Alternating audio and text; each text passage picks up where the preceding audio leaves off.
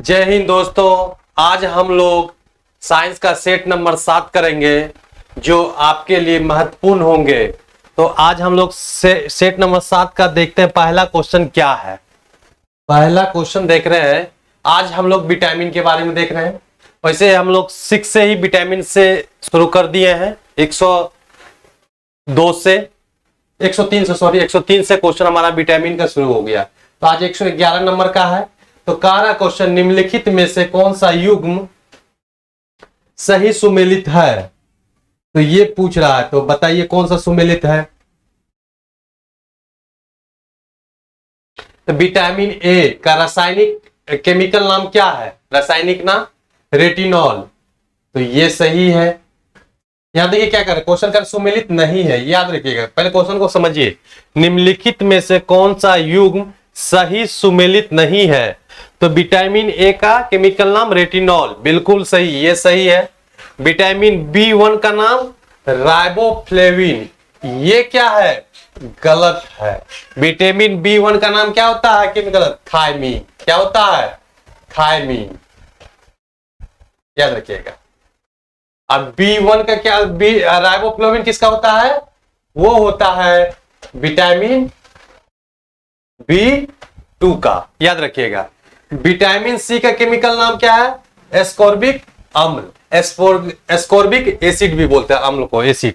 अब vitamin D का calciferol, vitamin D का नाम कैल्सीफेरॉल। समझ में आ गया? केमिकल नाम पूछा है इसमें। देखिए, निम्नलिखित में से कौन सा युग्म सही सुमेलित नहीं है, ये पूछा गया है, याद रखिएगा। विटामिन ए का केमिकल नाम या रासायनिक नाम क्या है? रेटिनॉल है, ये सही है। विटामिन बी1 का नाम क्या है? केमिकल नाम थायमीन है। लेकिन ये क्या दिया? राइबोफ्लेविन। राइबोफ्लेविन किसका नाम है? विटामिन बी2 का है। और विटामिन सी का एस्कॉर्बिक अम्ल, और विटामिन डी का कैल्सीफेरॉल। ठीक है दोस्तों, तो ये आपका क्या हो गया आंसर? आपका आंसर हो गया बी। बी1 गलत है, आपका कौन सा सम्मिलित नहीं है? बी1। ठीक है, राइबोफ्लेविन का बी2 हो जाएगा, विटामिन बी2, और विटामिन बी1 का हो जाएगा थायमीन। क्लियर? चलिए 111 हो गया, 112 देखते हैं। 112 में क्या कर रहा है? निम्नलिखित में से कौन सा युग्म सुमेलित, यहां भी देखिए फिर पूछ दिया, सुमेलित नहीं है। देखिए विटामिन बी3 नियासिन क्या है? ये हमारा सही है। विटामिन बी3 का क्या केमिकल नाम है? नियासिन। विटामिन बी5 का क्या नाम है? पेंटोथेनिक अम्ल, पेंटोथेनिक अम्ल। ठीक है, पेंटोथेनिक अम्ल। विटामिन सी का क्या नाम है? विटामिन बी6 का क्या नाम है? पायरिडॉक्सिन, पायरिडॉक्सिन, विटामिन बी6 का। अब विटामिन के का टोकोफेरॉल, ये टोकोफेरॉल किसका नाम है? केमिकल नाम ये है आपका विटामिन ई का नाम है टोकोफेरॉल। विटामिन ई का नाम क्या है? टोकोफेरॉल। और विटामिन के का क्या नाम है बताइए? फिलिक्विनिन, फिलिक्विनिन।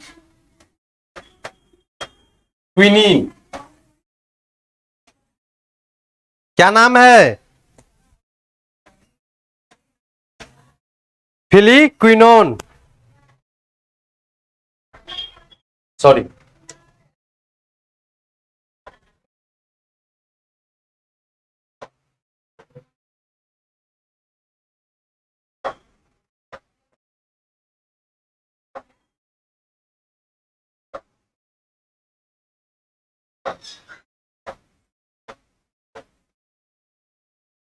फिलोक्विनोन, फिलोक्विनोन नाम है।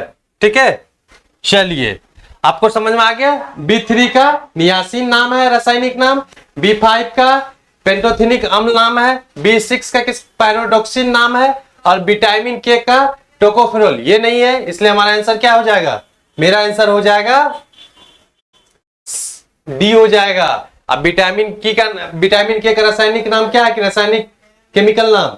तो वो है फिलोक्विनोन, फिलोक्विनोन। और टोकोफेरॉल किसका है विटामिन नाम? वो विटामिन ई का नाम है। विटामिन ई का रासायनिक नाम क्या हुआ? टोकोफेरॉल। ठीक है, समझ में आ गया? चलिए क्वेश्चन नंबर 112 हो गया विटामिन का। ये अभी 111 112 आपका रासायनिक नाम हम बता रहे हैं, ठीक है। चलिए 113 क्वेश्चन देखते हैं। 113 नंबर क्वेश्चन देखते हैं। इसमें कोई कारा क्वेश्चन, निम्नलिखित में से कौन सा युग्म सही सुमेलित नहीं है। यहां पे पूछा गया है सही सुमेलित नहीं है। तो देखिए विटामिन B7 किसका नाम है, बायोटीन। विटामिन B9 फोलिक अम्ल। Vitamin B12 साइनोकोवालिन। और विटामिन ए थायमिन। तो थायमिन किसका नाम था, आपको जस्ट बताए थे, विटामिन B1 का। विटामिन B1 का इसका क्या नाम है, रेटिनॉल। हमारा कौन सा गलत है, कौन सा यू गलत पूछ रहा है, सुमिलित नहीं है, तो हमारा डी है। B7 का क्या नाम है, बायोटीन। B9 का, विटामिन B9 क्या नाम है, फोलिक अम्ल। याद रखिएगा। Vitamin B12 साइनोकोवालेमिन। याद रखिएगा। ये सारे क्वेश्चन आपको मैचिंग में पूछा जाता है या डायरेक्ट भी पूछा जाता है ऑब्जेक्टिव में, ठीक है। 111 से लेके 113 तक आपका क्या हो गया, केमिकल नाम बता दिया गया विटामिन का, जितना भी विटामिन है। और पता है विटामिन जल में घुलनशील कौन सा है, BC, विटामिन BC। और वसा में एडेक, ADE और K, विटामिन ADE जो वसा में घुलनशील है, जल में B और C। बार बार क्वेश्चन अभी आएगा ये, ठीक है। चलिए 113 हो गया। 114 नंबर हम लोग क्वेश्चन करेंगे। देखिए निम्नलिखित में से कौन सा युग्म सही सुमेलित नहीं है। यहां फिर से क्वेश्चन आ गया, सही सुमेलित नहीं है। तो सही सुमेलित नहीं है तो बताइए कौन सा सही सुमेलित नहीं है। इसमें देखिए, इसमें विटामिन का कमी से होने वाले रोग के बारे में पूछा गया है। तो देखिए विटामिन सी के कमी से कौन कौन सा रोग होता है, तो विटामिन सी से स्कर्वी रोग होता है और घाव भरने के लिए भी होता है।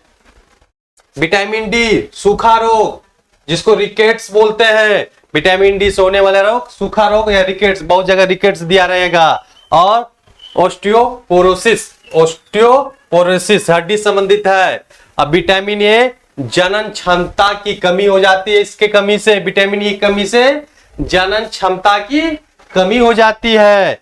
और विटामिन ए जो है आपका चोट पर रक्त का थक्का न जमना, ये सही नहीं है, ये हमारा गलत है। इसका होता है विटामिन के, विटामिन के से होता है ये, ठीक है। ये होने वाली जो है रोग विटामिन के से होता है, जो रक्त का थक्का जमने नहीं जमता इसके कमी से। विटामिन ए जो है आपका क्या होगा, इसके कमी से क्या होता है, रतौंधी होता है, रतौंधी होता है, ठीक है। क्या होता है, रतौंधी होता है। चलिए क्वेश्चन नंबर आपका 114 हो गया। 115 नंबर क्वेश्चन देखते हैं। 115 में है, निम्नलिखित में से कौन सा युग्म सही सुमेलित नहीं है। यहां भी पूछा है सही सुमेलित नहीं है। B1 का कौन सा है, बेरी बेरी रोग। B2 से किलोसिस रोग। अब B3 से प्लेग्रा या चर्म रोग।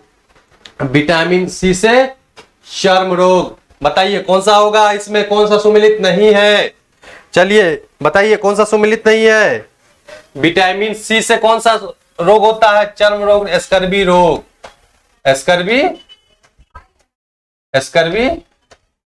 रोग। तो हमारा क्या होगा आंसर, हमारा आंसर हो गया सी, डी हो गया चर्म रोग। आप विटामिन 6 बोल सकते हैं, विटामिन 6, विटामिन B6, ठीक है। देखिए विटामिन 1 से बेरी बेरी रोग, विटामिन 2 से किलोसिस रोग और विटामिन 3 से पेलग्रा या चर्मग्राह रोग, ठीक है। कमी से होने वाले रोग है। तो आपको समझ में आ गया। B1 बेरी बेरी कमी से होने वाले रोग के बारे में पूछ रहा है। B1 विटामिन B1 की कमी से बेरी बेरी रोग, विटामिन 2 के कमी से किलोसिस रोग, विटामिन B3 से पेलग्रा और विटामिन सी से ये नहीं होगा, चर्म रोग होगा, स्कर्वी क्या कहते हैं, विटामिन सी होने वाले रोग होंगे स्कर्वी। ये जो रोग होंगे वो होंगे B6 से, विटामिन B6 की कमी से। चलिए 115 हो गया। 116 देखेंगे, 116 नंबर क्वेश्चन। 116 नंबर कह रहा है निम्नलिखित में से कौन सा युग्म सही सुमेलित नहीं है। यहां भी पूछा गया है सही सुमेलित नहीं है। तो विटामिन B6, रक्तहीनता, B7 बालों का झड़ना, B12 तंत्रिका तंत्र की गड़बड़ियां, और विटामिन ए चर्म रोग, बाल सफेद। तो बताइए कौन सा होगा, अभी जस्ट बताए थे। इससे कौन सी बीमारी होती है, रतौंधी, और कौन सी बताइए,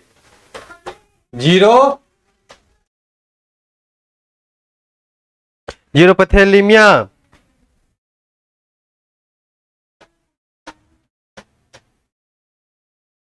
जीरोपैथेलीमिया रोग हो जाता है, और रतौंधी। दूसरा संक्रमण का खतरा।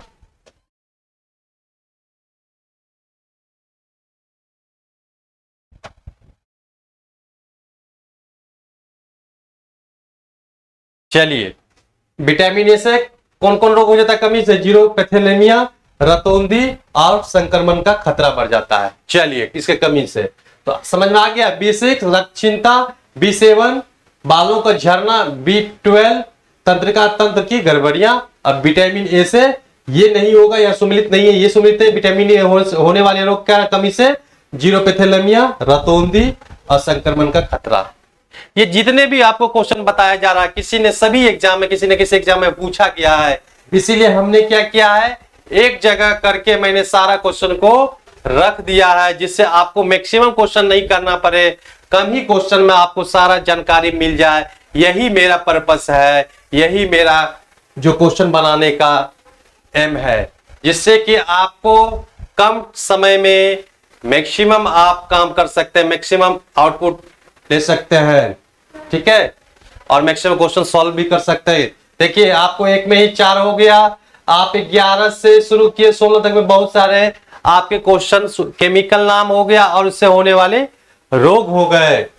चलिए 16 हो गया। 117 देखते हैं। 117 में क्या कह रहा है, सेब का हृदय रोगियों के लिए विशेष महत्व है क्योंकि यह बड़े स्रोत है।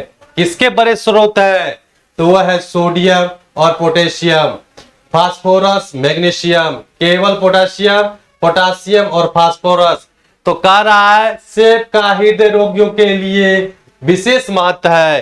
तो ये जो है पोटेशियम, ठीक है, पोटेशियम, इस सेब खाने से आपको पोटेशियम की मात्रा होती, स्रोत है उसका ज्यादा, क्योंकि सेब में जो है खाने के लिए से बोला जाता है क्योंकि कोलेस्ट्रॉल को ये कम करता है, ठीक है। चलिए 17 समझ में आ गया। 17 देख लीजिए। 118 नंबर क्वेश्चन हम लोग देखेंगे। 118 में देखिए निम्नलिखित सब्जियों में सर्वाधिक विटामिन सी, देखिए विटामिन सी पूछ रहा है, विटामिन सी किसमें पाया जाता है, निम्नलिखित सब्जियों में सर्वाधिक विटामिन सी पाया जाता है, मूली में, मटर में, मिर्च में और कुम्हरे में। बताइए किसमें पाया जाता है, इस ऑप्शन के हिसाब से किसमें पाया जाता है विटामिन सी। विटामिन सी किसमें पाया जाता है आपका, वो पाया जाता है मिर्च। किसमें पाया जाता है, मिर्च में। चलिए आपका 118 हो गया क्वेश्चन। 119 नंबर का क्वेश्चन हम लोग देखेंगे। 119 नंबर क्वेश्चन हम लोग देखेंगे। 119 में कह रहा है निम्नलिखित में से कौन सा युग्म सुमिलित नहीं है। इसमें भी पूछ रहा है सुमिलित नहीं है, यहाँ विटामिन है और प्रचुर स्रोत है। देखिए विटामिन सी किसमें प्रचुर मात्रा पाया जाता है, आंवला हो गया, संतरा हो गया, कच्चे एवं ताजे फल हो गए। अभी जस्ट किसमें, मिर्च भी कह सकते थे, मिर्च हो गया, मिर्च भी पाया जाता है। तो ये जहां भी होगा आपका ऑप्शन में आंवला, किसी एक ही ऑप्शन में होगा, कोई आंवला हो, संतरा हो, कच्चे एवं ताजे फल हो, मिर्च हो, कुछ भी होगा, तो वो क्या है, स्रोत, विटामिन सी के स्रोत है, ठीक। विटामिन डी, विटामिन डी सूर्य की किरणों से प्राप्त होती है, विटामिन डी सूर्य की किरणों से प्राप्त होती है। कोड मछली और यकृत तेल। ठीक है, कोड मछली के यकृत तेल से, कोड मछली के यकृत तेल से। चलिए विटामिन डी हो गया। विटामिन ए, विटामिन ए गाजर और आम। ठीक है, विटामिन ए से गाजर है। अल्फा अल्फा किससे प्राप्त स्रोत है? वो है विटामिन के, विटामिन के, विटामिन के 119 में। तो आपका कौन सा सम्मिलित नहीं है? तो सीधा समझ में आ गया, 119 का ई हो, डी हो जाएगा, 100 डी हो जाएगा आपका। चलिए क्वेश्चन नंबर 119 हो गया। 120 देखेंगे। 120 में कह रहा है निम्नलिखित में से कौन सा युग्म सुमिलित नहीं है। यहां भी वही पूछ रहा है, सुमिलित नहीं है। विटामिन ए कम, उससे होने वाले रोग के बारे में। विटामिन ए जीरो प्लेथेमिया होगा यहाँ, जीरो प्लेथेमिया और संक्रमण का खतरा, संक्रमण का खतरा ये भी कर सकते हैं, संक्रमण कुछ भी लिखा। विटामिन के चोट पर रक्त का थक्का न जमना, ये अभी जस्ट बताए थे। विटामिन सी घातक रक्तहीनता। विटामिन ए जननांग तथा पेशियों में कमजोरी। तो बताइए कौन सा होगा इसमें? 120 में क्या होगा? आपको जस्ट अभी बताए थे, विटामिन सी से होने वाले रोग एस्कर्वी रोग होता है। क्या होता है? एस्कर्वी रोग। विटामिन सी से होने वाले कमी, विटामिन सी से कमी होने वाले रोग एस्कर्वी रोग होगा। ठीक है, चलिए ऐसे जीरो पेलेथेमिया, इसी को रतौंदी भी कह सकते हैं, रतौंदी। ठीक है, रतौंदी, जीरोपैथेलेमिया, संक्रमण का खतरा। विटामिन के से चोट पर रक्त का थक्का न जमना। विटामिन सी एस्कर्वी रोग। और विटामिन ई से होने वाले जननांग तथा पेशियों का कमजोरी। ठीक है, जनक्षमता कम होना। 120 हो गया। 121 देखते हैं। 121 में कह रहा है निम्नलिखित में से कौन सा विटामिन प्रतिस्कंदन विषों के प्रतिकारक एंटीडोट के रूप में प्रयोग किया जाता है। तो आपको पता ही है, vitamin A, vitamin E, vitamin A, vitamin K और विटामिन डी। तो ये तो पता ही है आपको, वो होगा आपका विटामिन क्या? के। बार बार पूछा जा रहा, रक्त का थक्का जमने में सहायक कौन है? विटामिन के है। बहुत बार क्वेश्चन पूछा गया है, कौन सा विटामिन रक्त का थक्का जमने में सहायक होता है? वो होता है विटामिन के, ब्लड क्लोटिंग प्रतिस्कंदक। चलिए क्वेश्चन नंबर 122 देखते हैं। निम्नलिखित में से क्या आंत के जीवाणु द्वारा संश्लेषित होता है? Vitamin C, vitamin A, vitamin K और विटामिन डी। बताइए कौन सा होगा, कौन सा संश्लेषित होता है? बताइए कौन सा होगा विटामिन संश्लेषित होता है? वो होता है आपका विटामिन के होता है। कौन सा होता है? के। आंत के जीवाणु द्वारा संश्लेषित होता है, वो होता है विटामिन के होता है। कौन होता है? विटामिन के होता है। चलिए 122 हो गया। 123 में देखते हैं निम्नलिखित में से किस विटामिन को अर्गो कैल्सीफेरॉल कहते हैं? किस विटामिन को अर्गो कैल्सीफेरॉल कहते हैं? तो B12, B6, vitamin B6, vitamin D2 और विटामिन D3।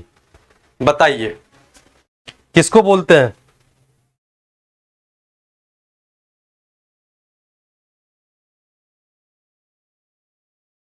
तो हम बोलते हैं विटामिन D2 को। क्या बोलते हैं? और इसको क्या बोलते हैं?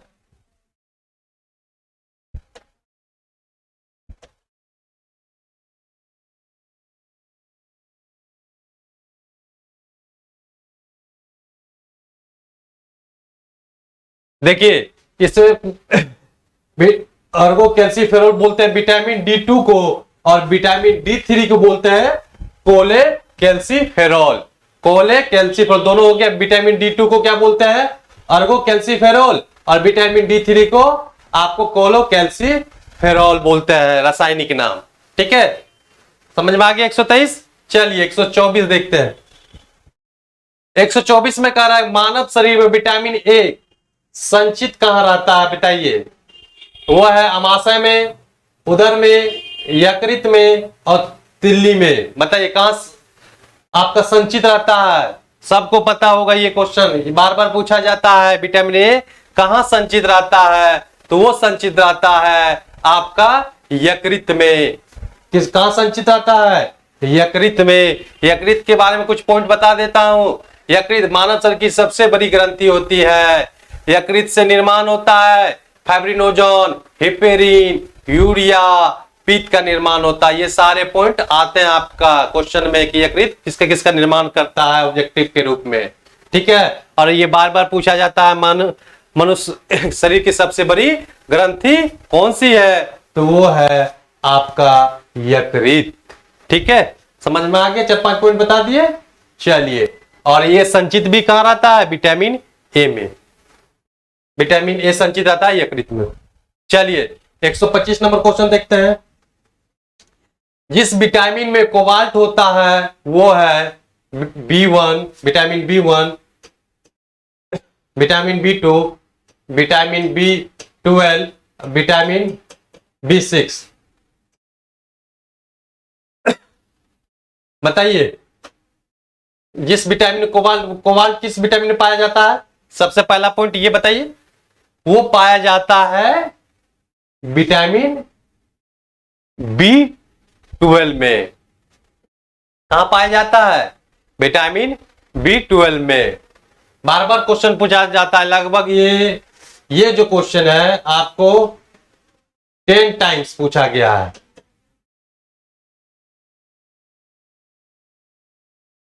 सिर्फ मैं पीसीएस की बात कर रहा हूं, पीसीएस और इसकी बात कर रहा हूं, अलग अलग स्टेट की। एसएससी लगा के, रेलवे लगा के, हमको लगता है कि कम से कम 30 टाइम्स होगा। बहुत इंपॉर्टेंट है। कह रहा है कि किस विटामिन में कोबाल्ट होता है? तो विटामिन B12 में कोबाल्ट पाया जाता है। ठीक है, इसको कैंसर रोधी विटामिन भी कहते हैं। किस B12 को क्या बोलते हैं? कैंसर रोधी, कैंसर रोधी विटामिन भी बोलते हैं, विटामिन भी कहते हैं, कैंसर रोधी विटामिन भी कहते हैं। चलिए 125 हो गया। 126 देखते हैं। 126 में अधोलिखित में से कौन सा यौगिक विटामिन नहीं है? इसमें पूछ रहा है विटामिन ये नहीं है। इस सब 4 में 3 होगा आपका केमिकल विटामिन का, और ये चौथा होगा जो नहीं होगा वो कुछ और होगा। चलिए पायरोडोक्सिन ये तो है, नियासिन ये है, रिबोफ्लेविन ये भी है, लेकिन थायरोक्सिन नहीं है। तो क्या होगा हमारा? विटामिन थायरोक्सिन नहीं है। चलिए 126 हो गया। 127 देखते हैं। 127 में कह रहा है केला जो एक फल के रूप में अत्यधिक मूल्यवान है भोज्य पदार्थ माना जाता है कि प्रति 100 ग्राम में होता कितना कैलोरी? कह रहा है कि प्रति 100 ग्राम में कितना कैलोरी होता है केला में? तो वो होता है ऊर्जा के 416 किलो कैलोरी, ऊर्जा के 316 किलो कैलोरी, ऊर्जा के 216 किलो कैलोरी और ऊर्जा के 116 किलो कैलोरी। तो बताइए कौन सा होगा? वो होगा हमारा डी, ऊर्जा की 116 किलो कैलोरी होता है केला में। ठीक है, प्रति 100 ग्राम में। समझ में आ गया?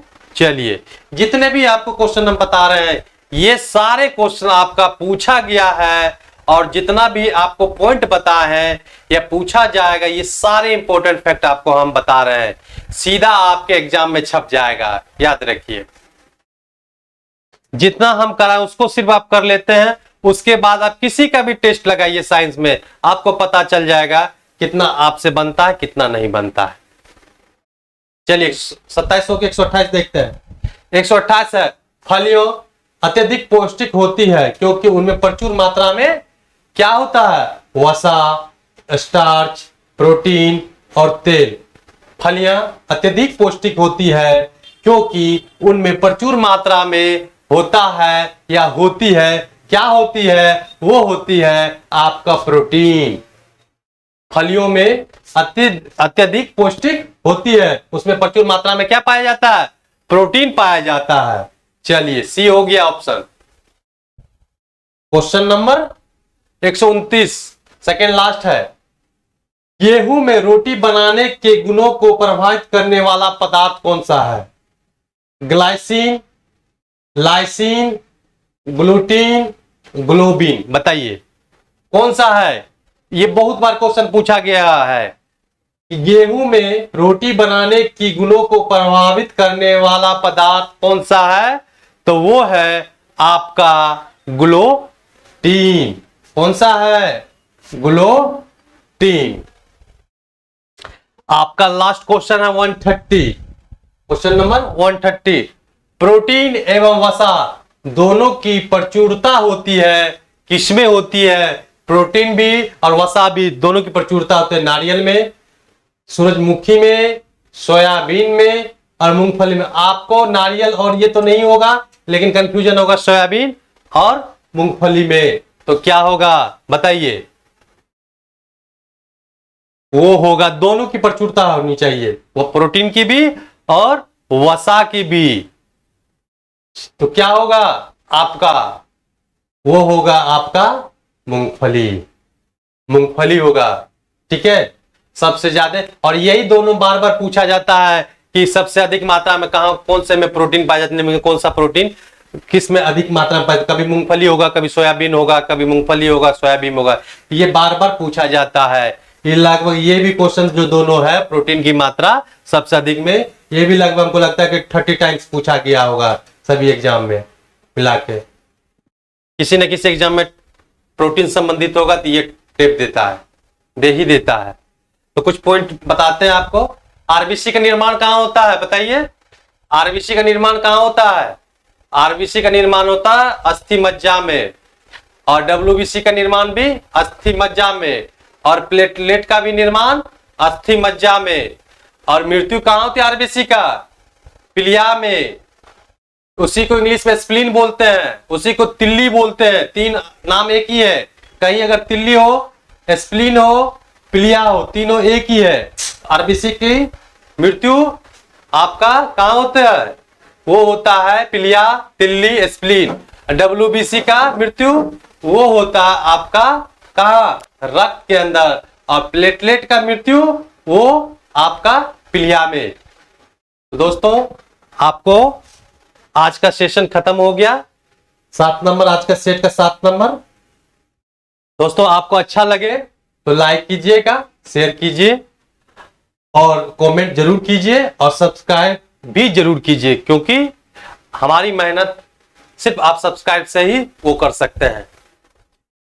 तो चलिए आज का सेशन यही खत्म करते हैं। Thank you.